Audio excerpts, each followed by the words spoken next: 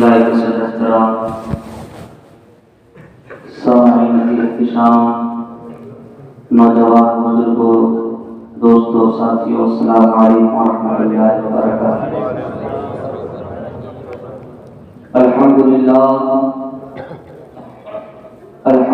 الذی زین النبیین بحبیبہ المصطفیٰ ومن علی المؤمنین بنبیہ المجتبیٰ، والصلاة والسلام علی سیدنا ومولانا محمد خیر الورى وعلى آلہ واصحابہ المتأدبین بالتقوى، اما بعد فاعوذ باللہ من الشیطان اللعین الرجیم، بسم اللہ الرحمن الرحیم، قل لا أسألكم عليه أجرا إلا المودة في القربى، صدق الله العظيم۔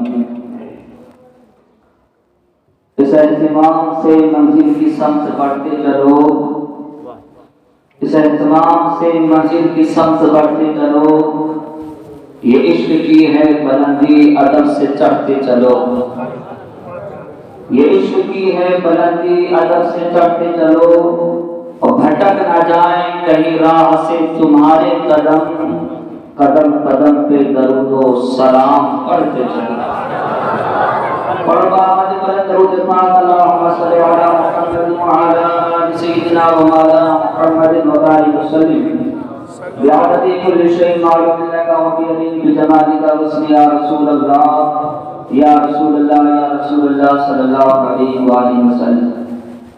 حضرات، ہمارے بزرگوں نے یہ درس دیا ہے کہ جب تک کہ ہم مصطفیٰ جان رحمت کی نعت نہیں کہتے کوئی بات نہیں کہتے۔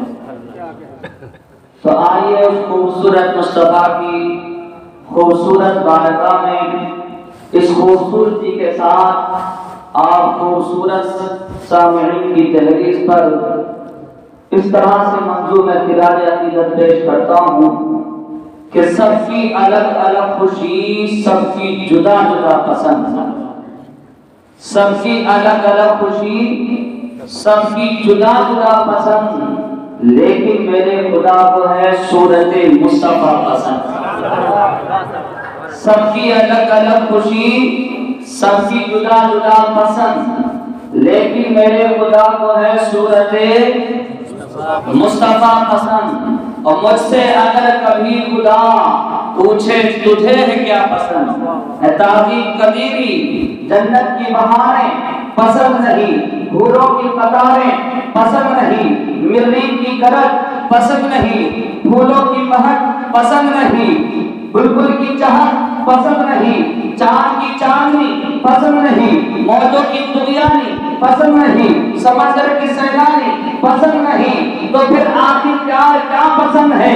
مجھ سے اگر کبھی خدا پوچھے تجھے ہے کیا پسند، تو کہہ دو حسن حسین علی فاطمہ مصطفیٰ پسند، اور کہہ دو حسن حسین علی فاطمہ مصطفیٰ پسند۔ حضرات، جب ہوا چلتی ہے اور چراغ چلتے ہیں تو لوگ بلندی سے پستی میں لے آتے ہیں، کہیں سرفری ہوا چراغ کے معاملے کو ختم نہ کر ڈالے، کہیں یہ متوالی ہوا چراغ کو گر نہ کر دے، کہیں یہ سرفری ہوا چراغ کو بجھا نہ دے، اس لیے لوگ بلندی سے پستی میں لے آتے ہیں۔ لیکن عزیزان گرامی، جہاں عشق رسول کا چراغ روشن ہو، جہاں محبت اہل بیت کا چراغ روشن ہو، جہاں مولا علی کے چاہنے والوں کو چراغ روشن ہو، قسم خدا کی وہ بلندی میں رہے تب بھی روشن رہتا ہے، بستی میں رہے تب بھی روشن رہتا ہے، اور جہانگیر آباد کی بستی میں رہے تب بھی روشن رہتا ہے۔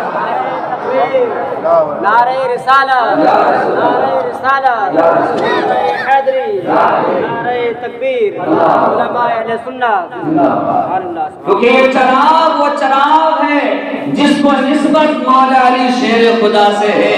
اس لیے شاعر کہتا ہے کہ جو لوگ سایہ عشق علی میں پلتے ہیں، جو لوگ سایہ عشق علی میں پلتے ہیں، ارے ہوا کے سامنے ان کے چراغ جلتے ہیں، ہوا کے सामने उनके चराग जलते हैं। अज़ीज़ान गिरामी, आज हम जिस ज़ात गिरामी का जिक्र करने के लिए हाजिर हुए हैं, आज हम जिसका जिक्र करने के लिए, जिसका जश्न मनाने के लिए यहाँ हाजिर आए हैं, कसम खुदा की वो ज़ात बड़ी ही बरकत वाली है, वो ज़ात बड़ी ही आला है। अगर हम मिसाल के तौर पर किसी को किसी से कुछ मुआवजा कराना होता है, किसी को कुछ समझाना होता है, तो हिंदुस्तान में अगर किसी से कहा जाता है कि फला आदमी को तूने सुना है, उस मुकर्रिर को तूने सुना है, बड़ा ही अच्छा किताब किया करता है, बड़ा ही अच्छा बयान करता है, सामने वाला कहता है अबे तू उसकी बात कर रहा है, मैं तुझे बताता हूँ वो जो तकरीर करता है ना वहाँ, वो तो उसका भी बाप है बाप, वो तो उसका भी बाप है बाप। वो कहता है मिसाल के तौर पर तूने फला शायर को सुना है, बड़ा अच्छा तराना पढ़ाता है, बड़ा अच्छा कलाम पढ़ता है, उसकी आवाज में बड़ी अच्छी लचक है, बड़ी खूबसूरती है, बड़ी ही चाशनी है, तो सामने वाला जवाब देता है तू उसकी बात कर रहा है, अरे जिसको मैं सुनता हूँ वो तो उसका भी बाप है बाप, वो तो उसका भी बाप है बाप। तो मैं तेरा तफसील मैं आपको समझाना चाहता हूँ। एक शख्स, एक मुकर्रिर इसी हिंदुस्तान में गुजरा है जिसको हक्कानी के नाम से जाना जाता था। वो जहाँ जाता था झगड़े फसाद किया करता था, लोगों में बुराइयां पैदा करता था, हुजूर के इल्म गैब का इनकार किया करता था, तरह तरह की खुराफातें किया करता था, लेकिन कोई उसका जवाब नहीं दे रहा था। लेकिन एक हमारी ही सबसे एक ऐसा मुकद्दिर, ऐसा खतीब नूरमा होता है, बेदार होता है, और वो खिताबत की दुनिया में आकर उसको चैलेंज देता है और उसको इस तरह से ज़लीलो ख़ार करता है। लोग उसको उसके नाम से नहीं, उसका नाम मोहम्मद हसन था, लेकिन जब उसने हक्कानी को हरा दिया, हक्कानी को नीचे दिखा दिया, तो लोग उसको उसके नाम से नहीं बल्कि अबुल हक्कानी यानी हक्कानी के बाप के नाम से जानने लगे। क्या कि ये तो हक्कानी का भी बाप है बाप, अबुल हक्कानी। नाम क्या था? मोहम्मद हसन। लेकिन जानते किससे हैं? अबुल हक्कानी के नाम से। अबू कहते हैं बाप को, हक्कानी का भी बाप है बाप। अब ये बात आप समझ गए तो हम आज जिस ज़ात गिरामी का जिक्र करने के लिए आए हैं वो अली के लाल है, हजरत इमाम हसन आपके बड़े बेटे हैं, इमाम हुसैन आपके छोटे बेटे हैं। लेकिन हसन को अगर बिगाड़ो जाओ, बिगाड़ा जाए, हसन नाम को अगर बिगाड़ा जाए तो हुस्न बनता है, हुसैन को बिगाड़ा जाए तो हसीन बनता है। जरा सोचो ये नाम कितने प्यारे हैं, ये प्यारे नाम कितने हैं।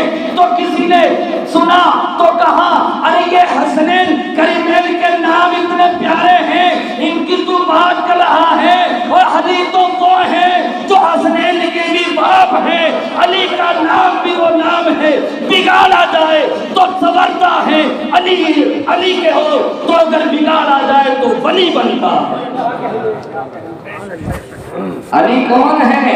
जो हसनैन करीमैन, जो जन्नती जवानों के सरदार हैं, उनके भी बाप है बाप। तो आज हम हसनैन करीमैन के बाप मौला अली शेर खुदा का जिक्र करने के लिए हाजिर हुए हैं। तारीख में आता है हजरत काजी सनाउल्लाह पानीपती बहुत ही मशहूर बुजुर्ग हैं, ये नक्शबंदी सिलसिले के बुजुर्ग हैं। हजरत काजी सनाउल्लाह पानीपती मुजद्दिदी नक्शबंदी अपनी किताब शोहराए आफाक तफसीर मजहबी में लिखते हैं मौला अली शेर खुदा की शान व शान है, आपका मकाम व मकाम है।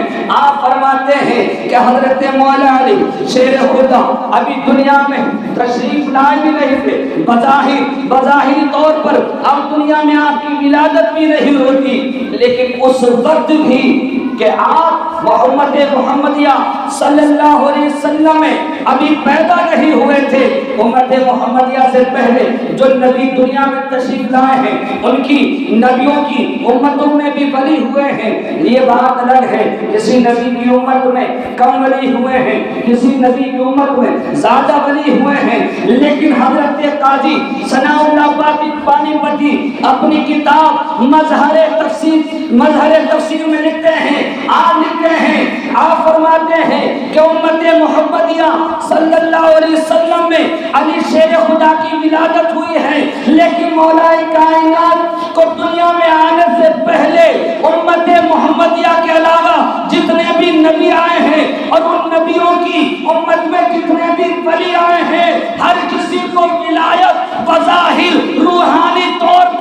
مولا علی کے روحانی فیض سے عطا فرمائی گئی۔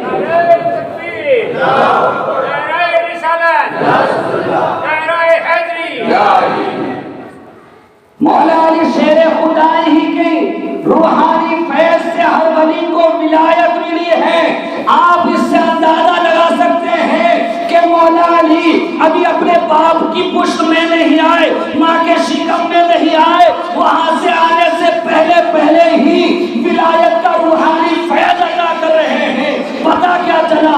جس کو ولایت ملی ہے وہ مولا علی کے صدقے میں ملی ہے۔ یہی وجہ ہے ان کے راجا پیارے خواجہ عطائے رسول ثم اجمیری خواجہ معین الدین چشتی علیہ رحمت و رضوان سے کسی شخص نے پوچھ لیا، حضور یہ بتائیں آپ بھی اللہ کے ولی ہیں، مولا علی بھی اللہ کے ولی ہیں، لیکن اس بات کا ہمیں جواب دیں کہ آپ کی ولایت میں اور مولا علی کی ولایت میں کیا فرق ہے؟ آپ نے تو نہ سنا تو فرمایا اس سوال کرنے والے سے، یہ بتا تو کرتا کیا ہے، یہ بتا تو کیا ہے، تیرا کام کیا ہے؟ وہ کہنے لگا حضور میں زمیندار ہوں اور کافی رقبے کا مالک ہوں۔ اسی سوال کرنے والے کے پاس میں ایک شخص اور کھڑا تھا، آپ نے اس سے بھی پوچھ لیا تم بتاؤ تم کیا کرتے ہو؟ اس نے کہا حضور یہ تو زمیندار ہے، اسی کی زمین پر میں مزارع ہوں، یعنی ہل چلاتا ہوں، کھیتی باڑی کرتا ہوں، اسی زمیندار کی زمین پر نوکر ہوں۔ اتنا سنا تو خواجہ اجمیری معین الدین چشتی علیہ رحمت و رضوان فرماتے ہیں ابے سن تو مجھ سے پوچھتا ہے مولا علی کی اور میری ولایت میں کیا فرق ہے؟ فرمایا جو فرق زمیندار اور مزارع کے منصب میں ہے وہی فرق اور میرا اور مولا علی کی ولایت میں ہے۔ یعنی مولا علی زمین ولایت کے مالک ہیں اور ہم ان کے مزارع ہل چلانے والے ہیں۔ ہمارا کام زمین ولایت میں ہل چلانا ہے اور زمین ولایت کی فصل کے مالک علی شیر خدا ہے، جس کو جو چاہے اپنے طرف سے ولایت کی خیرات عطا کرے۔ یہ تذکرہ محبوب میں یہ واقعہ لکھا ہے، اسی لیے آپ کو سید الاولیاء یعنی ولیوں کا سردار کہا جاتا ہے۔ کیا کہا جاتا ہے؟ ولیوں کا سردار۔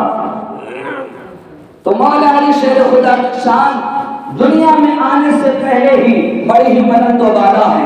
تو ہم میں ایسی بات حدیث پاک کی روشنی میں آپ کے کانوں تک پہنچانا چاہتا ہوں۔ ترمذی شریف کی حدیث ہے، پیارے آقا مکی مدنی جناب محمد رسول اللہ صلی اللہ علیہ وسلم ارشاد فرماتے ہیں کہ صرف مومن ہی علی سے محبت کرے گا، صرف مومن ہی علی سے محبت کرے گا۔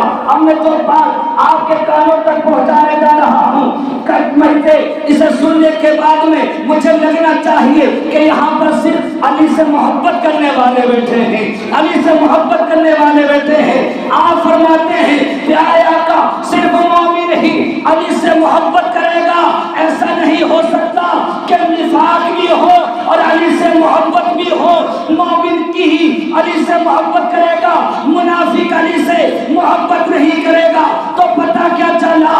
مومن اور منافق میں اگر فرق دیکھنا ہے تو علی کا نام لو، جہاں علی کا نام لیا جائے اور سن کر لوگوں کے دل، لوگوں کے چہرے کھل جائیں تو سمجھ لینا کہ یہ مومن ہے، اور چہرے اتر جائیں تو سمجھ لینا یہ منافق ہے۔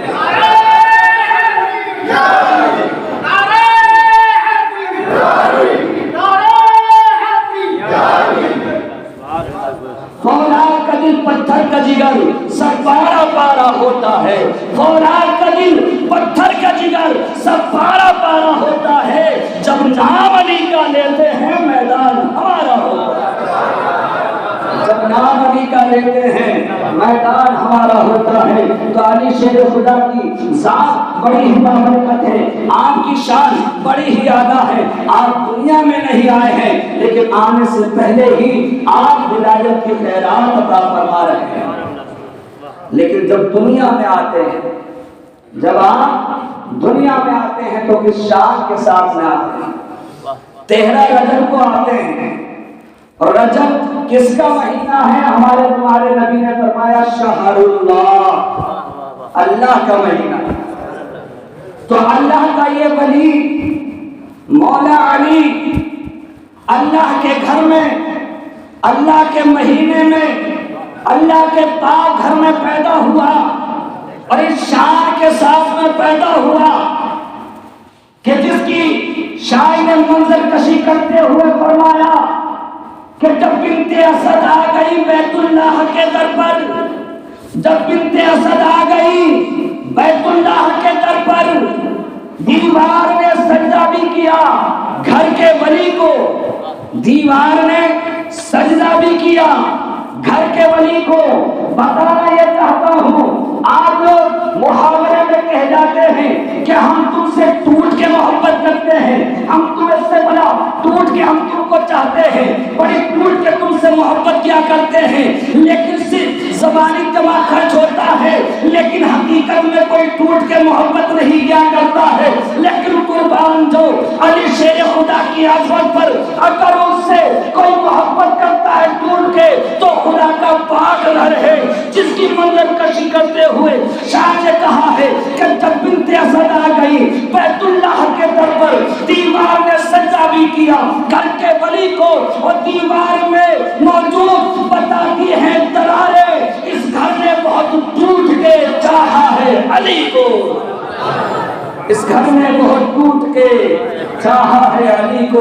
تو علی شیر خدا اس گھر میں آتے ہیں تو تاریخ میں آتا ہے کہ ابھی آپ نے سنا کہ آنکھ نہیں کھولتے ہیں، حضرت ابو طالب بھی بے چین ہیں، حضرت فاطمہ بنت اسد حضور کی چچی بھی بے چین ہیں، میرا بچہ آنکھیں کیوں نہیں کھول رہا ہے، کیا وجہ ہے، اندھا تو نہیں ہے، کوئی پریشانی تو نہیں ہے، کشمکش میں ہے۔ اسی اثنا میں پیارے آقا علیہ الصلوۃ والسلام کو جب پتہ چلتی ہے کہ میری چچی کے یہاں ایک بچے کی پیدائش ہوئی ہے، وہ آنکھیں نہیں کھول رہا ہے، تو حضور آتے ہیں اور اپنی گود میں جیسی آغوش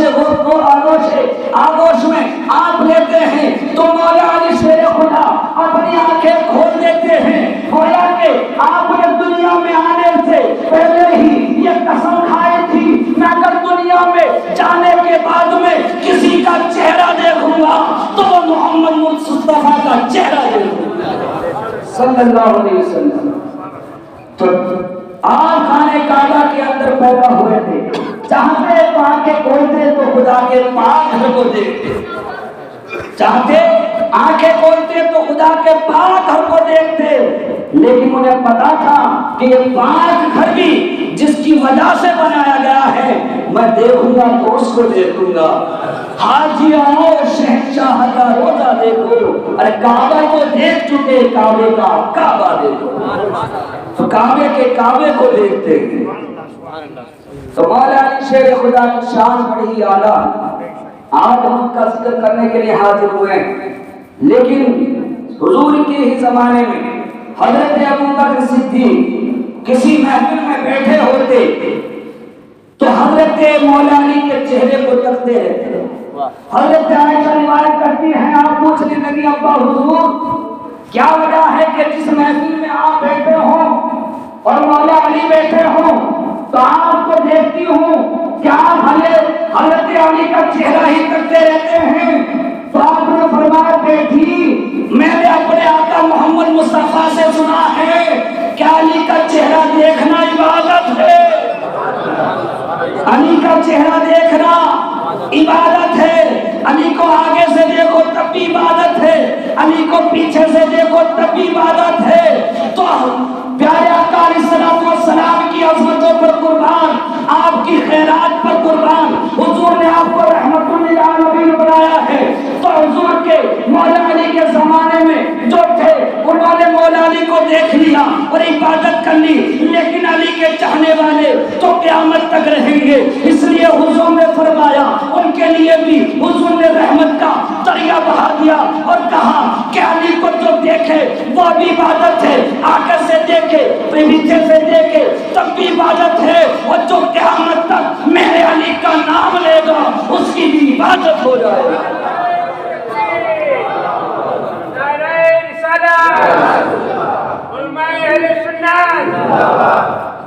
علی کا نام لینا بھی کیا ہے؟ عبادت ہے، عبادت۔ تو ذرا سوچیں کیا شان ہے مولا علی شیر خدا کی، تو میں نے خطبہ قصیدہ کے بعد جو قرآن پاک کی تلاوت کی، اللہ فرماتا ہے قل لا اسألکم علیہ اجرا۔ اس پر میں اپنی بات اختتام کرتا ہوں۔ آقا سے اللہ فرماتا ہے کہہ دو میرے حبیب، کہہ دو میرے پیارے اپنی امت سے، میرے بندوں سے، کیا لا اسألکم علیہ اجرا، میں اس پر تم سے کوئی اجرت طلب نہیں کرتا۔ لا اسألکم علیہ، علیہ کی تو یہ ضمیر ہے، اس پر توجہ کرنا، یہ توجہ طلب بات ہے کہ حضور اس پر، کس پر کوئی اجرت نہیں مانگتے۔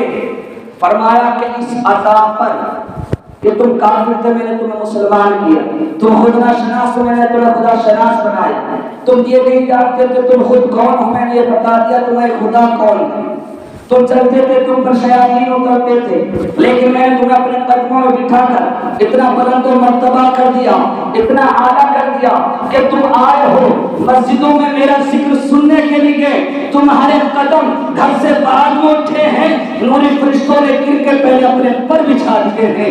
میرے امتیوں، میرے تم پر احسان ہے، تم جہنم میں گر رہے تھے، میں نے تمہیں پکڑ کر جنت کا وارث بنا دیا، میں نے تمہارے خاطر وطن کو چھوڑا، مکے سے گیا، ہجرت کی، مدینے گیا، میں نے تمہارے خاطر، میں نے طائف پر پتھر کھائے، لہو لہان ہوا، میرے پیر زخمی ہو گئے، لیکن میں اس عطا پر تم سے کوئی اجرت نہیں مانگتا۔ سردیوں کی لمبی لمبی راتیں میں رات کو قیام کرنے لگا، رکوع کرنے لگا، رکوع پہ رکوع کیے، قیام پہ قیام کیے، سجود پہ سجود کیے، میرے پاؤں متورم ہو گئے، ایڑیاں پھٹنے گئی، ان سے خون بہنے نکلا۔ حضور فرماتے ہیں لیکن میں اس عطا پر تم سے کوئی اجرت نہیں مانگتا، لیکن حضور فرماتے ہیں میرے سجدے میں نے کیے، رکوع میں نے کیے، پاؤں میرے پھٹے، لیکن جب وہ تیسرا پہرایا اللہ تعالیٰ نزول جلال فرماتا ہے پہلے آسمان پر اس کی رحمت پکار کر کہتی ہے کوئی مانگنے والا میں اس کو عطا کرنے والا ہوں، ہے کوئی فلاں حاجت پر اس کی حاجت پوری کی جائے۔ آقا فرماتے ہیں میرے امتیوں سنو سنو، سجدے میں نے کیے، رکوع میں نے کیے، پاؤں میرے پھٹے، خون میرے نکلا، لیکن جب اللہ سے کچھ مانگنے کی بات آئی تو میرے امتیوں میں نے اپنی بات ہی نہیں کی، رب اپنی امتی میں نے اپنی امت کی بخشش کی دعا۔